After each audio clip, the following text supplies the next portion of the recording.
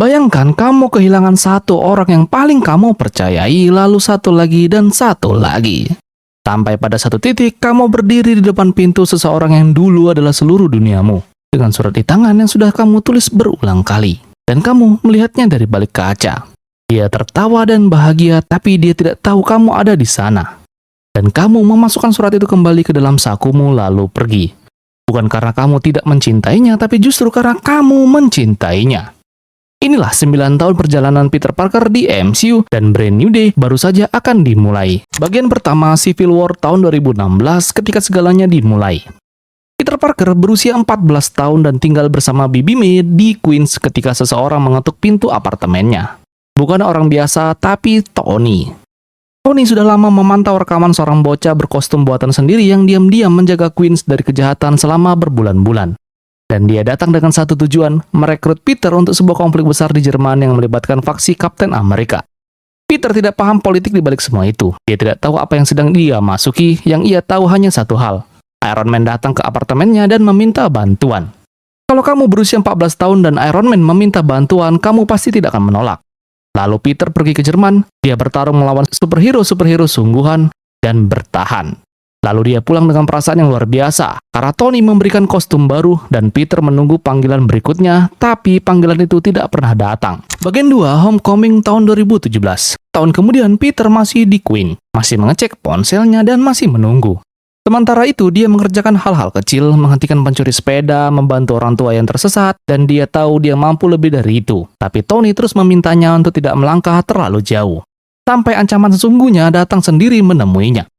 Adrian Toomes, yang dikenal sebagai Vulture, sudah bertahun-tahun menjalankan operasi senjata ilegal menggunakan teknologi alien sisa pertempuran kota New York. Timnya mengambil puing-puing sebelum pemerintah menyingkirkan mereka dari kontrak pembersihan, lalu merekayasa ulang senjata-senjata Chitauri untuk dijual kepada para kriminal. Peter mulai menyelidiki sendiri dan dia melangkah terlalu jauh. Saat mencoba menghentikan transaksi senjata di atas kapal feri Staten Island, dia justru hampir menghancurkan kapal tersebut. Tony terpaksa turun tangan menyelamatkan situasi. Kostum Peter disita dan Tony berkata langsung kepadanya, "Kalau kamu bukan apa-apa tanpa kostum ini, maka kamu memang tidak berhak memakainya." Tapi malam itu, sesuatu terjadi yang mengubah segalanya. Peter pergi ke pesta dansa sekolah memakai jas biasa, menjemput kencannya Liz Allan, dan saat pintu depan rumah Liz terbuka, dia berhadapan langsung dengan wajah yang sudah ia kenal. Ayah Liz adalah Vulture. Mereka berkendara bersama ke pesta dalam keheningan yang mencekam. Toomes perlahan-lahan menyatukan potongan-potongan teka-teki di kepalanya, menyadari siapa sebenarnya Peter, dan Peter hanya bisa duduk di kursi belakang menyaksikan semua itu terjadi tanpa bisa berbuat apa-apa. Peter meninggalkan pesta. Dia memakai kostum darurat yang dijahit dari bahan hoodie dan kacamata biasa, lalu pergi menghadapi Toomes seorang diri. Toomes menguburnya di bawah reruntuhan bangunan yang runtuh, dan di dalam reruntuhan itu, sendirian, tanpa teknologi dan tanpa bantuan siapapun, Peter menggali dirinya keluar. Dengan kekuatan tangannya sendiri dan dengan keras kepala, dia mengatakan kepada dirinya sendiri kalau dia adalah Spider-Man, dengan atau tanpa kostum. Dia menghentikan Toomes, bahkan menyelamatkannya saat kostum Vulture hampir menghabisi sang villain itu sendiri. Setelah itu, Tony datang menawarkan tempat resmi di dalam Avengers. Kostum baru, segalanya. Tapi Peter menolak. Dia bilang dia hanya ingin menjadi Spider-Man yang menjaga lingkungan sekitarnya dan itu sudah cukup. Dan itu terakhir kalinya hidup Peter sesederhana itu. Bagian 3, Infinity War 2018. Thanos datang. Peter sedang di dalam bus sekolah ketika dia merasakan pertempuran di dekatnya. Dia turun, bergabung dengan Tony dan Dr. Strange, dan berakhir di atas pesawat yang meninggalkan bumi menuju Titan. Di Titan, mereka hampir berhasil. Peter sendiri yang membantu memikirkan rencana yang nyaris berhasil menarik sarung tangan Thanos. Nyaris. Tapi Thanos berhasil menjentikan jarinya. Peter ada di pelukan Tony saat itu dimulai. Dia bilang dia merasa tidak baik-baik saja, dan dia tidak mau pergi, lalu dia meminta maaf, dan kemudian lenyap. Bagi Peter, yang terjadi berikutnya tidak ada. Dia tidak mengalami 5 tahun itu. Baginya seperti berkedip, dan dunia sudah berubah total saat dia membuka mata kembali. Tony sudah membangun kehidupan baru, Steve sudah menua, dan orang-orang yang ditinggalkan sudah belajar bertahan hidup dengan cara masing-masing. Peter kembali seolah tidak ada yang terjadi, karena baginya memang tidak ada yang terjadi. Bagian 4, Endgame 2019. Peter kembali di tengah pertempuran terakhir. Dia mendarat di sebelah Tony. Mereka saling menatap untuk pertama kalinya, entah setelah 5 tahun atau tidak sama sekali, tergantung siapa yang ditanya. Tony memeluknya. Mereka bertarung bersama. Tony menggunakan batu-batu untuk membalikan segalanya dan membayarnya dengan nyawanya. Tony pergi sebelum Peter sempat mencapai sisinya. Kalau kamu ingin memahami kenapa Peter begitu mudah melekat pada figur ayah dan kenapa setiap kali figur itu pergi, sesuatu di dalam dirinya ikut hancur. Ini adalah akarnya. Dia menyaksikan Tony gugur. Dia adalah salah satu orang yang Tony korbankan segalanya untuk dikembalikan. Dan beban itu dia bawa ke setiap film sesudahnya. Bagian 5, Far From Home 2019.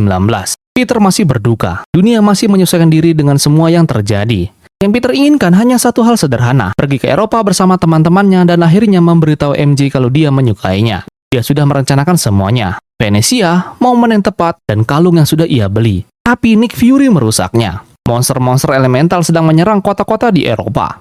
Seorang superhero baru bernama Mysterio mengklaim datang dari dimensi lain yang sudah dihancurkan makhluk-makhluk tersebut. Peter diberi kacamata edit, jaringan drone berteknologi AI milik Tony, dan diminta membantu. Peter mempercayai Mysterio hampir seketika.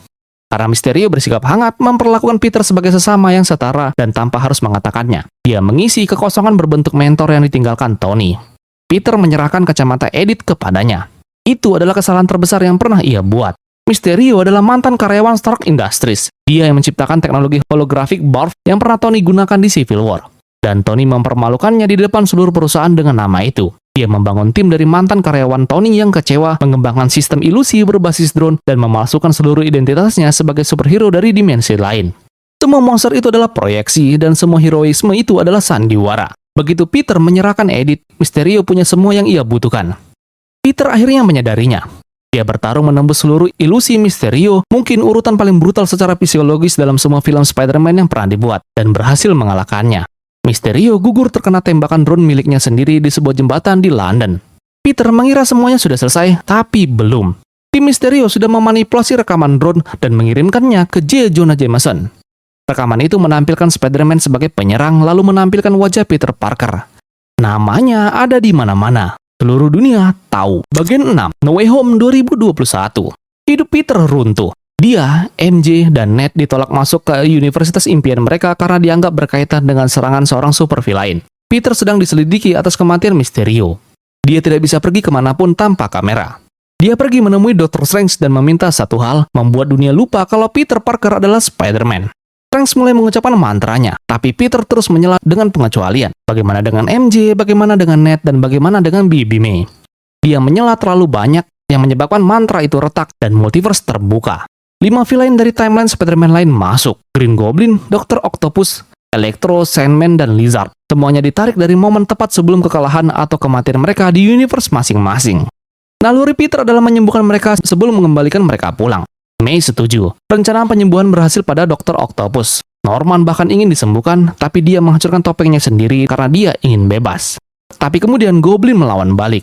Dia menghancurkan semua obat yang sudah dibuat. Dan dia menghabisi Bibi May. May meninggal di pelukan Peter sambil mengucapkan kalimat yang selalu menjadi inti dari kisah Spider-Man manapun. Kalau kekuatan yang besar selalu datang bersama tanggung jawab yang besar. Dalam versi ini, kalimat itu selalu milik May. Dan dia mengucapkannya sambil sekarat.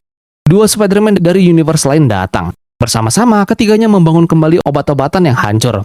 Pertempuran terakhir di Patung Liberty berakhir dengan semua villain berhasil disembuhkan, tapi multiverse masih terus retak. Semakin banyak orang yang akan masuk. Satu-satunya cara menutupnya adalah mengucapkan mantra asli secara penuh. Seluruh dunia akan lupa kalau Peter Parker pernah ada. Peter mengucapkan selamat tinggal kepada MJ dan Ned. Dia berjanji kepada MJ kalau dia akan menemuinya kembali dan menjelaskan segalanya. Strange mengucapkan mantranya. Semua orang menghilang.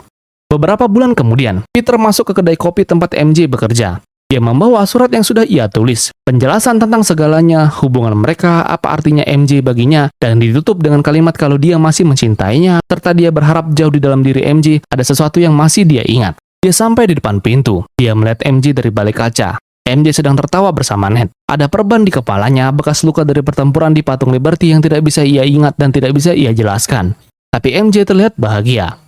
Peter memasukkan surat itu kembali ke dalam sakunya. Dia pergi ke makam May. Lalu dia pindah ke sebuah apartemen kecil sendirian. Dan dia menjahit kostum baru dengan tangannya sendiri karena dia memulai segalanya dari awal. Bagian 7, Brand New Day 2026. 4 tahun kemudian, Peter kini sudah pertengahan 20-an. Dia tidak pernah menemui MJ, tidak pernah menemui Ned, dan dia sudah menjadi Spider-Man di sebuah kota yang tidak tahu siapa di balik topeng itu selama 4 tahun penuh. Tapi ada yang berubah dalam dirinya. Sesuatu yang tidak ia minta dan tidak ia mengerti. DNA-nya bermutasi. Biologi laba-laba yang dulunya memberinya kekuatan tampaknya sedang memasuki tahap akhir dari mutasi aslinya. Suatu pagi dia terbangun, terbungkus kepompong jaring yang ia produksi sendiri saat tidur.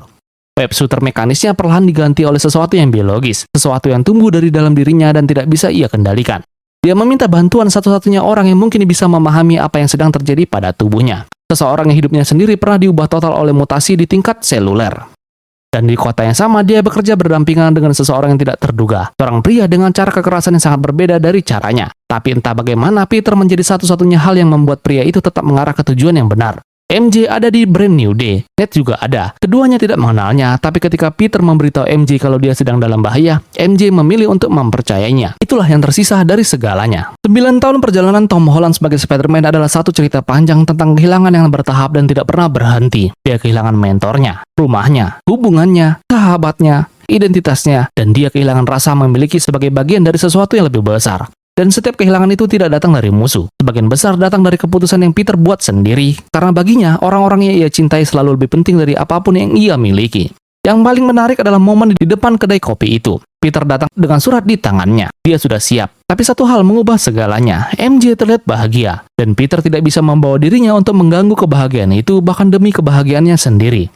Itu adalah momen yang paling Spider-Man dari seluruh cerita ini. Bukan pertarungannya, bukan pengorbanannya, tapi momen ketika dia memilih untuk pergi begitu saja dan memasukkan surat itu kembali ke dalam sakunya.